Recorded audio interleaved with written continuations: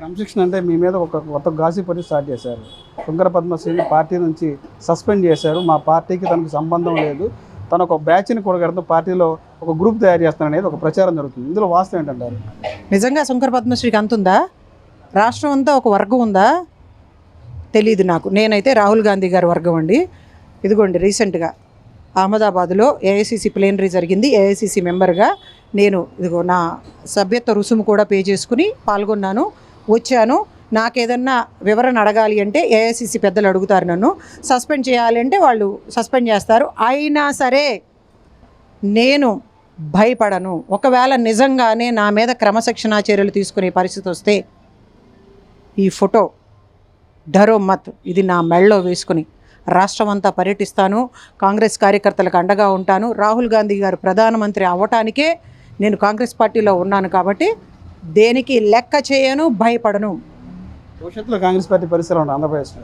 చాలా బాగుందండి, బ్రహ్మాండంగా ఉంది. అందుకే కదా ఇన్ని సమావేశాలు జరుగుతున్నాయి, ఇంత కాంగ్రెస్ పార్టీ గురించి చర్చించుకుంటూ ఉన్నారు. మీడియాలో అంతా కూడా కథనాలు వస్తూ ఉన్నాయి. కాంగ్రెస్ పార్టీ ఈ దేశానికి అవసరం. అన్ని వర్గాలని కూడా కాపాడేది, ఒక దేశ ఆర్థిక వ్యవస్థని మెరుగుపరిచేది, సమగ్రతను కాపాడేది, ప్రజాస్వామ్యాన్ని నిలబెట్టేది కాంగ్రెస్ పార్టీ. కాబట్టి అది కావాలి అని కోరుకుంటా ఉన్నారు. ముఖ్యంగా అస్సలు స్వార్థం అనేదే లేనటువంటి రాహుల్ గాంధీ గారు ప్రధాని కావాలి అని చెప్పి కాంగ్రెస్ కార్యకర్తలే కాదండి, ప్రజలు కోరుకుంటా ఉన్నారు. ఈ రాష్ట్రంలో ఎవరితో మాట్లాడినా చెప్తారు, ఏ జిల్లాకి వెళ్ళినా చెప్తారు. నన్ను చూడగానే అందరూ ఆపి అమ్మ రాహుల్ గాంధీ గారు ప్రధాని కావాలి అంట. భారత్ జోడో యాత్రలో మనం అందరం చూడలా, ఎంతమంది చిన్నపిల్లల దగ్గర నుంచి ముసలాళ్ళ వరకు ఆయన్ని కౌగులించుకుని ఆశీర్వదించి మాకు అండగా ఉండయా అని చెప్పి అడగటం జరిగింది. సో కాంగ్రెస్ పార్టీ కర్ణాటకలో కానీ తెలంగాణలో కానీ అధికారంలోకి రావడం జరిగింది. ఆ ప్రభావం మనపైన చాలా ఎక్కువగా ఉంది. వైసీపీ ఫెయిల్ అయింది, అయిపోయింది. ఒక్కసారి అవకాశం ఇవ్వమన్నాడు జగన్మోహన్ రెడ్డి, అవకాశం ఇచ్చారు, ఆయనకు అయిపోయింది, ఇంట్లో కూర్చోబెట్టారు. ఈ కూటమి ప్రభుత్వం ఇంకేదో చేస్తానంది కాబట్టి వీళ్ళకి అవకాశం ఇచ్చారు. 1 సంవత్సరంలోనే వీళ్ళ భాగోతం తెలిసిపోయింది.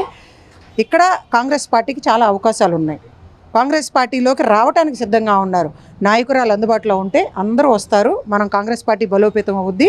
అసలు 2029లో కేంద్రంలోనే కాదండి, రాష్ట్రంలో అధికారంలోకి వచ్చినా సరే ఆశ్చర్యపోనవసరం లేదు.